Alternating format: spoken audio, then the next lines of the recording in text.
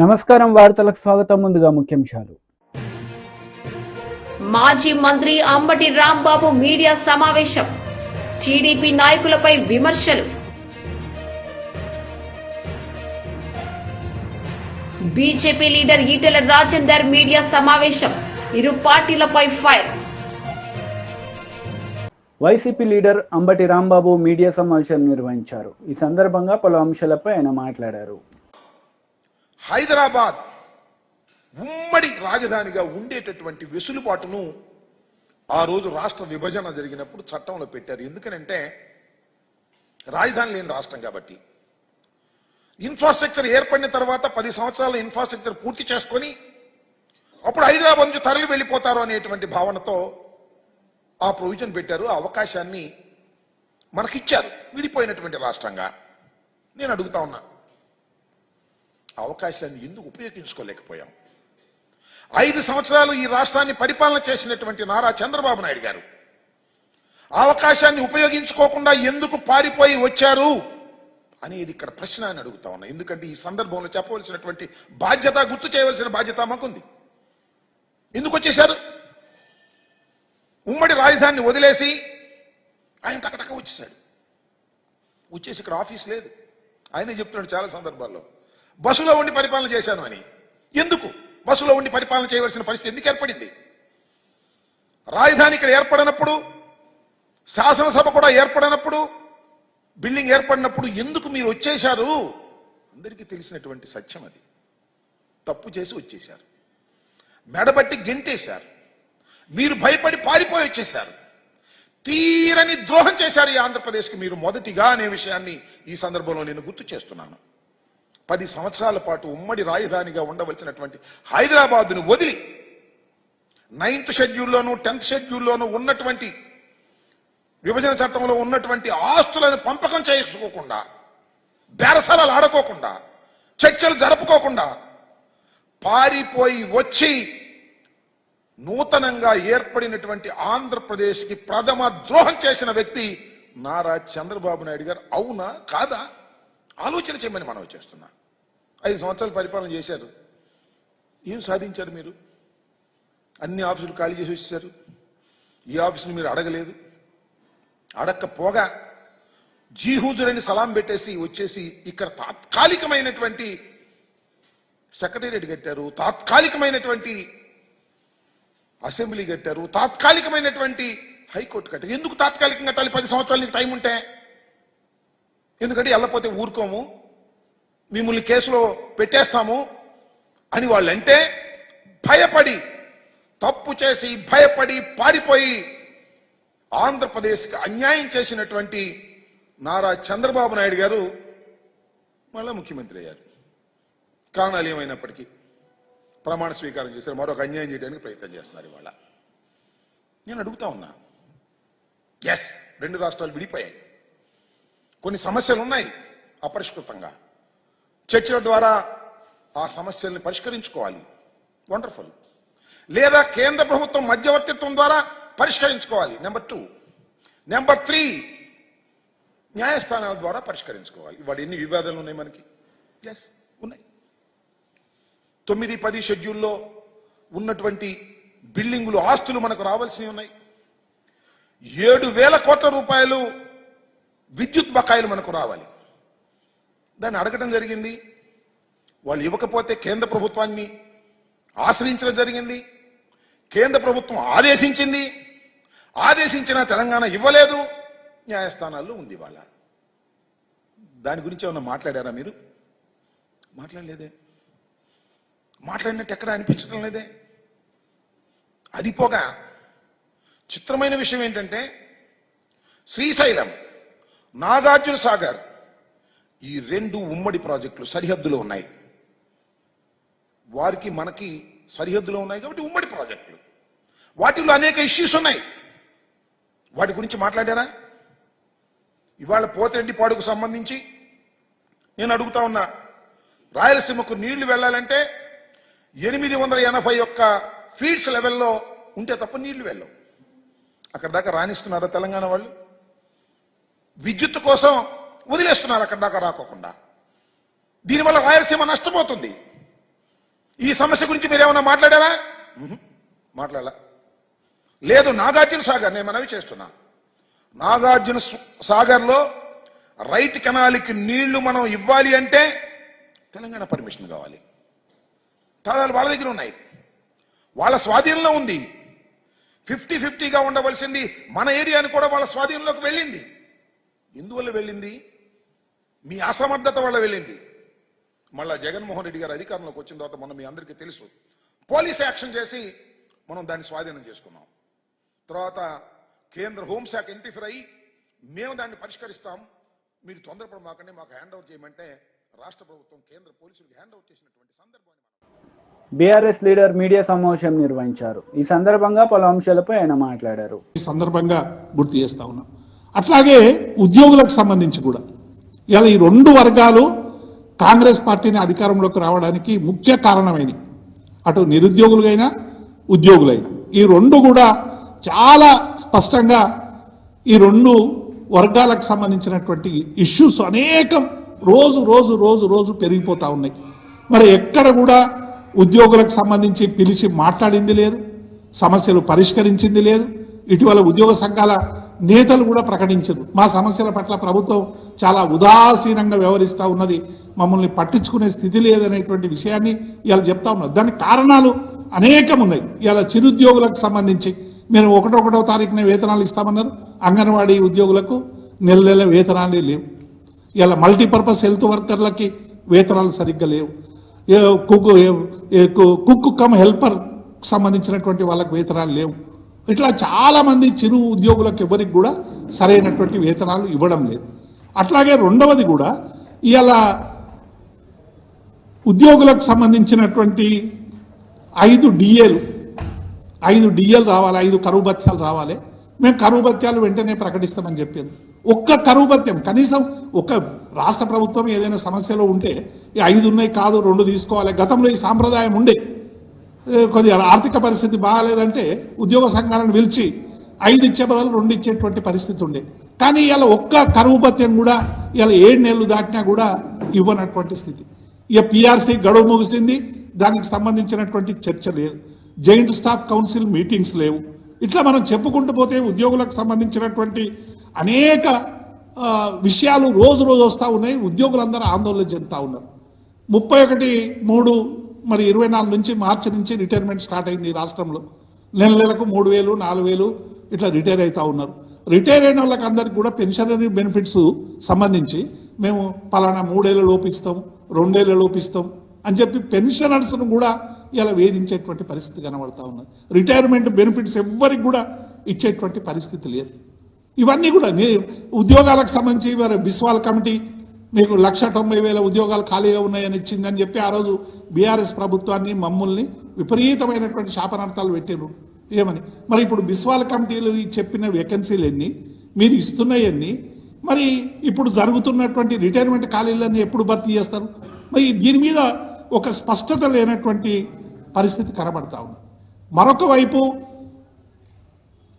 ప్రభుత్వ రంగ కార్పొరేషన్, ఇలా అనేక కార్పొరేషన్లు ఉన్నాయి. బేవరేజ్ కార్పొరేషన్ కావచ్చు, సివిల్ సప్లై కార్పొరేషన్ కావచ్చు, మైనింగ్ కావచ్చు, ఇట్లా అనేక కార్పొరేషన్లు ఉన్నాయి. ఈ కార్పొరేషన్ ఉద్యోగులకి ఆనాటి ముఖ్యమంత్రి మా అధినేత కేసీఆర్ గారు ఉద్యోగులకు అందరికీ కూడా మొదటిసారిగా దేశ చరిత్రలోనే మొదటిసారి ఏదైనా పే రివిజన్ కమిషన్ అపాయింట్మెంట్ అయినప్పుడు ఎవ్వరు ఇంటీరియం రిలీఫ్ ఇవ్వరు. పిఆర్సీ ఆలస్యం అయినప్పుడు ఇంటీరియం రిలీఫ్ ఇస్తారు. కానీ గౌరవ ముఖ్యమంత్రి ఆనాటి ముఖ్యమంత్రి కేసీఆర్ గారు 5% ఇంటీరియం రిలీఫ్ ప్రకటించారు. ఈ ఇంటీరియం రిలీఫ్ ఇప్పటి వరకు కూడా ప్రభుత్వ రంగ కార్పొరేషన్లకు ఇవ్వడం లేదు. మేము డిమాండ్ చేస్తూ ఉన్నాం. ముఖ్యమంత్రి దగ్గరికి పోయి ప్రభుత్వ రంగ సంస్థలకు సంబంధించినటువంటి నాయకులు అందరూ పోయి చెప్పినదే ఇచ్చేస్తున్నామని ముఖ్యమంత్రి గారు చెప్పినప్పటికీ కూడా ముఖ్యమంత్రి హామీ ఇలా కింది స్థాయిలో అమలు కావడం లేదు. ఇలా ప్రభుత్వ రంగ సంస్థల కార్పొరేషన్ల ఉద్యోగులు అందరూ కూడా ఇలా 5% ఇవ్వాలి, మాకు ప్రభుత్వ ఉద్యోగులతో సమానంగా. గతంలో అన్ని ప్రభుత్వాలు ఇచ్చినాయి, ఏ ప్రభుత్వం కూడా ఆనాడు గతంలో ఉన్న కాంగ్రెస్ ప్రభుత్వం కానీ, తెలుగుదేశం ప్రభుత్వం కానీ, బీఆర్ఎస్ ప్రభుత్వం కానీ. మరి ఇవ్వనటువంటి ఈ స్థితి ఎందుకు వస్తూ ఉన్నది? మేము ఉద్యోగుల ఫ్రెండ్లీ అని ఉద్యోగులు మరి గతంలో కేసీఆర్ గారు బీఆర్ఎస్ పార్టీ వేధించుకొని తిన్నది, మేము మంచిగా చేస్తామని చెప్పినటువంటి మరి కాంగ్రెస్ పార్టీ ఇలా ఇంటీరియం రిలీఫ్ ప్రభుత్వ రంగ సంస్థలకు ఎందుకు ఇవ్వడం లేదనేటువంటి విషయాన్ని మేము ఈ సందర్భంగా గుర్తు చేస్తూ ఉన్నాం. అట్లాగే ఇంకొకటి కూడా వార్తలు వస్తూ ఉన్నాయి, కార్పొరేషన్లు కొన్ని రద్దు చేస్తామని. అగ్రో కార్పొరేషన్ కానీ, అగ్రో ఇండస్ట్రీస్ కానీ, హాకా కానీ, ఈ రెండు ప్రత్యేకమైనటువంటి సందర్భాల్లో పెట్టినటువంటి వాటివి, చాలా దశాబ్దాల కాలంగా ఉన్నటువంటివి. వాటిని రద్దు చేస్తామంటే ఉద్యోగులందరూ కూడా ఆందోళన చెందుతా ఉన్నారు. ప్రభుత్వానికి మేము చేసే విజ్ఞప్తి ఏంటంటే ఇంకా బలోపేతం చేయండి. మీరు కాంగ్రెస్ పార్టీ మా బీఆర్ఎస్ పాలన కంటే మెరుగైనటువంటి పరిపాలన అందించడానికి వాటిని బలోపేతం చేయండి, కానీ ఇవాళ వీటిని రద్దు ఇవని అనడం అనేటువంటిది నిజంగా ఇవాళ ఉద్యోగులందరూ కూడా ఆందోళన చెందుతా ఉన్నారు. ఈ ఆందోళనను దూరం చేసే విధంగా ప్రభుత్వం మరి వెంటనే చర్యలు తీసుకోవాలని చెప్పి కూడా మేము ఈ సందర్భంగా డిమాండ్ చేస్తూ ఉన్నాం.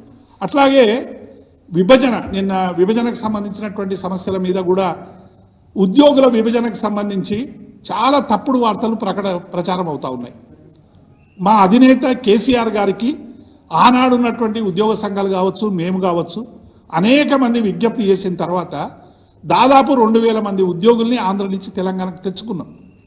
స్వయంగా మా బెవరేజ్ టీడీపీ లీడర్ మీడియా సమావేశం నిర్వహించారు. ఈ సందర్భంగా పలు అంశాలపై ఆయన మాట్లాడారు. అది బహుశా ఆ భయంతో కాకాని డ్రగ్స్ గురించి మాట్లాడతాడు. ఇద్దరు ముఖ్యమంత్రులు చిన్న బిడ్డలు ఆ డ్రగ్స్తో నాశనం అయిపోతున్నారు వాళ్ళ జీవితాలు అని చెప్పి ప్రత్యేకంగా చర్య తీసుకోవాలని. చెడిపోయింది మీ టైంలో. ఆంధ్ర రాష్ట్రం డ్రగ్స్ ఎక్కడిగా ఉంటే అక్కడ దొరికే పరిస్థితి వచ్చింది. పిల్లల జీవితాలను నాశనం చేశారు మీరు. దాన్ని కంట్రోల్ చేయాలంటే దాన్ని కూడా కూస్తావు నువ్వు. ఇటువంటి మనుషులు సరే, ఇంకా నీ సంగతి ఒక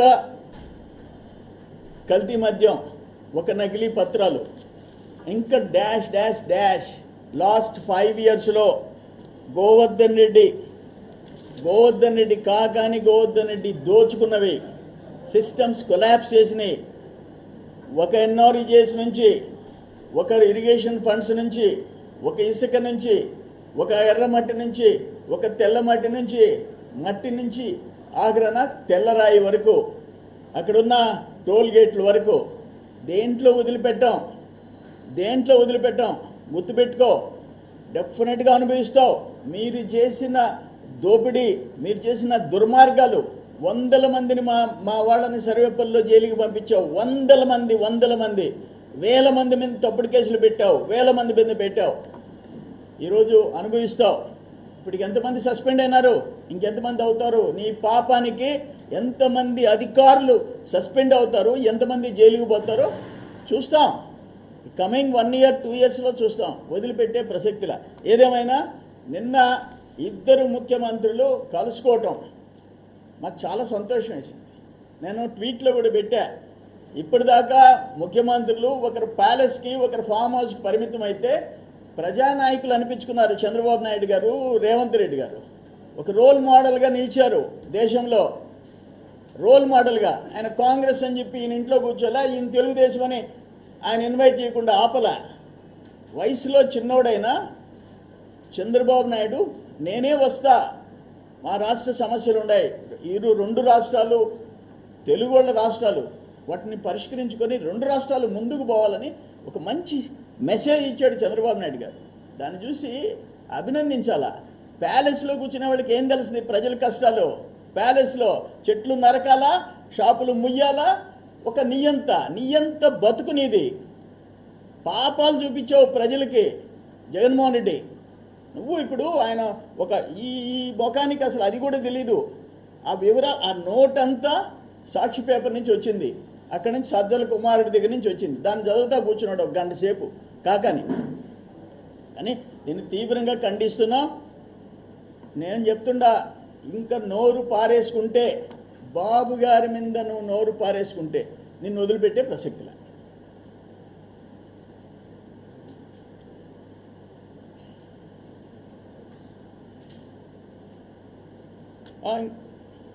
ఇంకా ఎనీ క్వశ్చన్స్? కొరవై వేరే సబ్జెక్ట్స్ తొందరలో పెడతా. మీరు ఏదైనా ఉంటే ప్రశ్నలు అడగండి.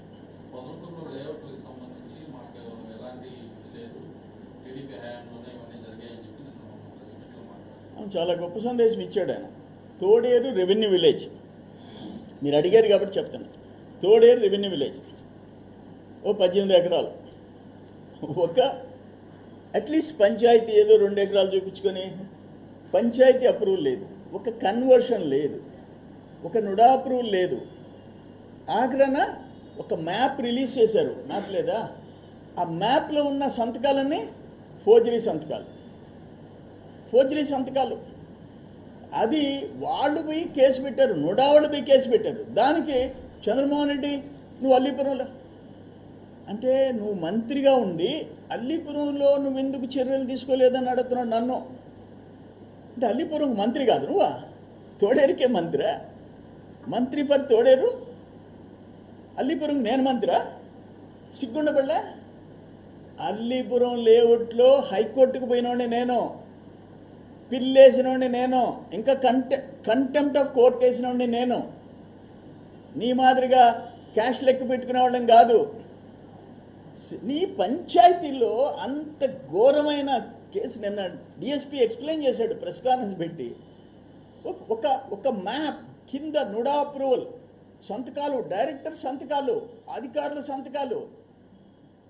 రెడ్ హ్యాండెడ్గా దొరికేవయ్యా, సిగ్గుతో తలదించుకోవయ్యా తోడేరెడ్డి. అల్లిపురం నన్ను అడుగుతావా? బీజేపీ లీడర్ మీడియా సమావేశం నిర్వహించారు. ఈ సందర్భంగా పలు అంశాలపై ఆయన మాట్లాడారు. ప్రైవేట్ ఎంప్లాయీమే స్వామి 153 గజాలు టైల్స్ వేసుకొని బతాడు. ఇట్లా రంజిత్ కుమార్ వాళ్ళిద్దరు ప్రైవేట్ ఎంప్లాయీస్ 150 గజాలు, సుధాకర్ 153 గజాలు. వీళ్ళు ఇండ్లు కట్టుకున్నారు. వీళ్ళు ఖాళీ జాగాలు కాదు. ఏంది వాళ్ళు చేసిన నేరం? ఎవరి దగ్గర కొనుక్కున్నారు?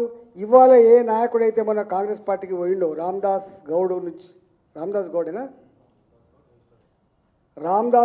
అనేటువంటి అంటే ఆయన దగ్గర అదే 3-4 చేతులు మారి రామ్దాస్ గౌడ్ దగ్గరికి వస్తే రామ్దాస్ గౌడ్ గారు ఇప్పుడు కౌన్సిలర్ అనుకుంటా నాకు తెలిసి, వారు వైస్ చైర్మన్ ఉన్నారో ఏమున్నారో నాకు తెలియదు.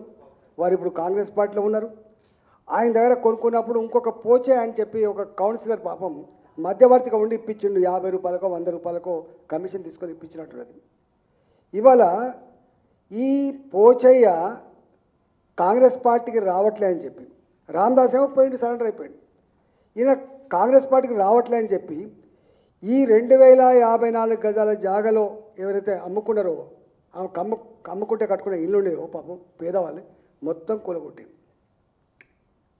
నేను ఆల్రెడీ ఎంపీగా అయిన తర్వాత వెంటనే చెప్పిన, పేదోళ్ళ ఇళ్ళకు జోలికి పోకండి, మీరు అంటే నోటీస్ ఇవ్వండి అని చెప్పి. అంటే మీకు ఆ కాగితాలు కూడా ఇస్తా. దీనికి జిహెచ్ఎంసీ పర్మిషన్ ఉన్నది.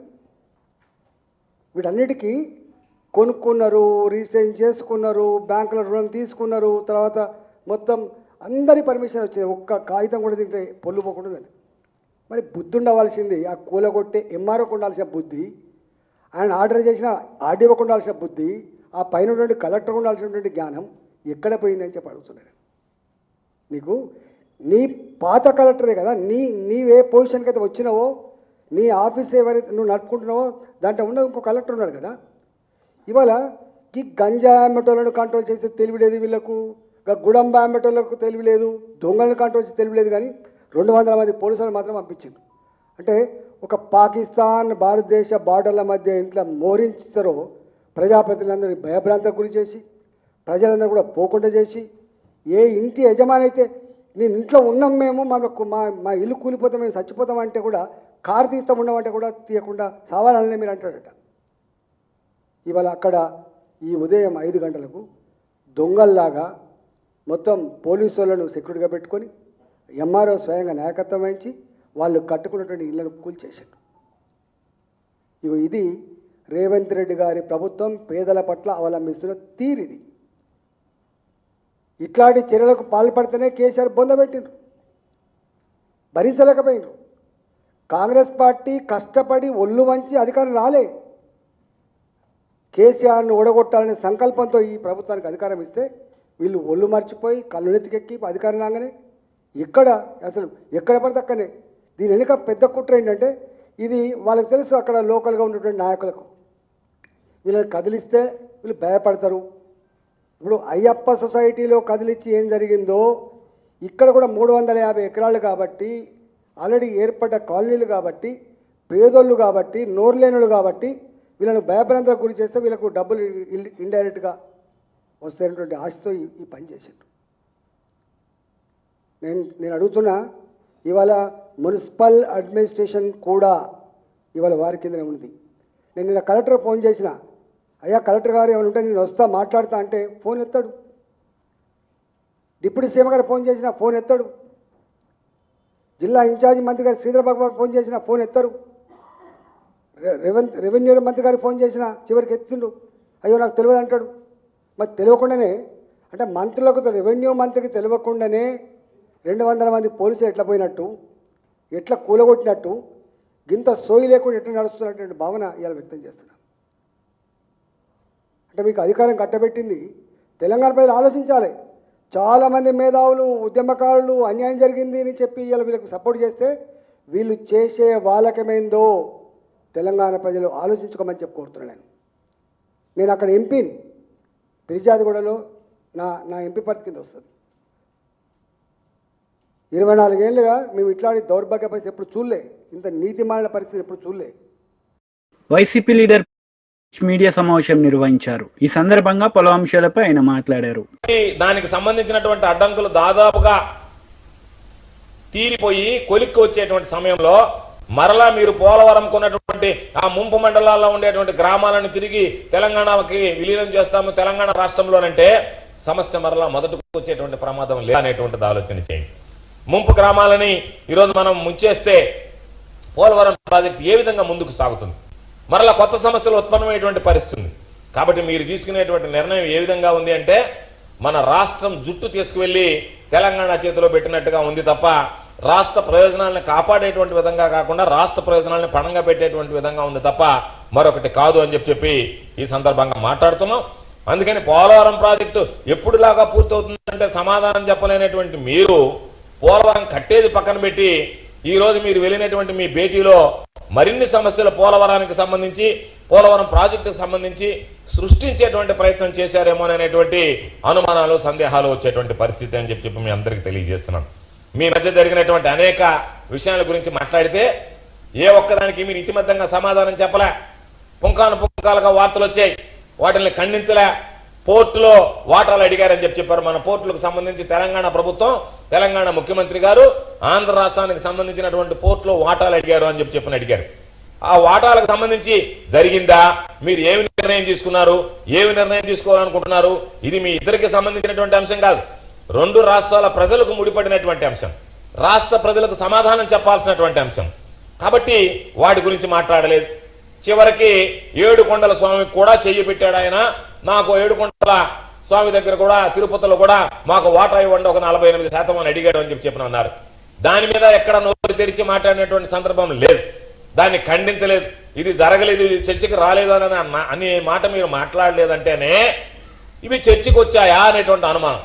చర్చకి వచ్చి ఉండాలి, లేకపోతే ఈ వార్తలన్నీ ఉంటే అయ్యా ఈ వార్తలు ఏమీ రాలేదు, ఈ వార్తలను ఖండిస్తున్నాం, ఇవేవి మాలో చర్చకు రాలేదని ఉభయ రాష్ట్రాలకు సంబంధించినటువంటి మంత్రులు ఎందుకు నోరు మెదిపి చెప్పలేకపోయారు? మీరు చెప్పలేకపోయారు అనడంలోనే సందేహం కలిగేటువంటి పరిస్థితి. అంటే ఈయన సంపదను సృష్టిస్తాను, సంపదను పంచుతాను అన్నాడు తప్ప ఇది రాష్ట్ర ప్రజలకు పంచడానికా, నువ్వు సృష్టిస్తున్నటువంటి లేదా ఉన్నటువంటి రాష్ట్రం సృష్టించుకున్నటువంటి సంపదని ఇతర రాష్ట్రాలకి పంపిణీ చేయడానికి పోయావు అనేటువంటిది అర్థం కానటువంటి సమస్యగా మారిపోయింది ఈరోజు. అందుకనే మీ మంత్రులు మాట్లాడేటప్పుడు కూడా వీటికి ఎక్కడ సమాధానం చెప్పకుండా భయంగా బెరుగ్గా ఎప్పుడెప్పుడు లేచి వెళ్ళిపోదామా, ఎప్పుడెప్పుడు అసలు ఇది సమావేశం ముగిద్దామా అనేటువంటి ఆలోచన చేశారు తప్ప ఇది ఒక ఉన్నత స్థాయి ముఖ్యమంత్రులతో కూడినటువంటి సమావేశం. కాబట్టి దాని మీద మేము చాలా ఆశించాం, ప్రజలు ఆశించారు. అనేక సందర్భాల గురించి మాట్లాడతారు, అనేక పరిష్కారాలు సూత్రప్రాయంగా అంగీకరించి ఉంటారు.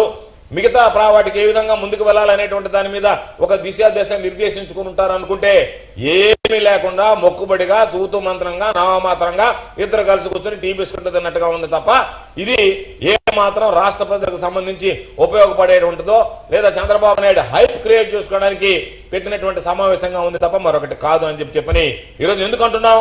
ఈ రోజు వచ్చినటువంటి వార్తలను మీరు ఖండించలేదు కాబట్టి ఈ వార్తలు కరెక్ట్ కాదు, ఇవి వాస్తవాలు కాదు, పేపర్లో వచ్చినటువంటివన్నీ ఊహ వార్తలు ముగించే ముందు ముఖ్యాంశాలు మరోసారి. మాజీ మంత్రి అంబటి రాంబాబు మీడియా సమావేశం. టీడీపీ నాయకులపై విమర్శలు. BJP leader Etela Rajender media సమావేశం. ఇరు పార్టీలపై ఫైర్. ఈ వార్తలు ఇంతటితో సమాప్తం. తిరిగి ప్రసారమయ్యే వార్తలు మళ్ళీ కలుద్దాం. అంతవరకు సెలవు. నమస్తే.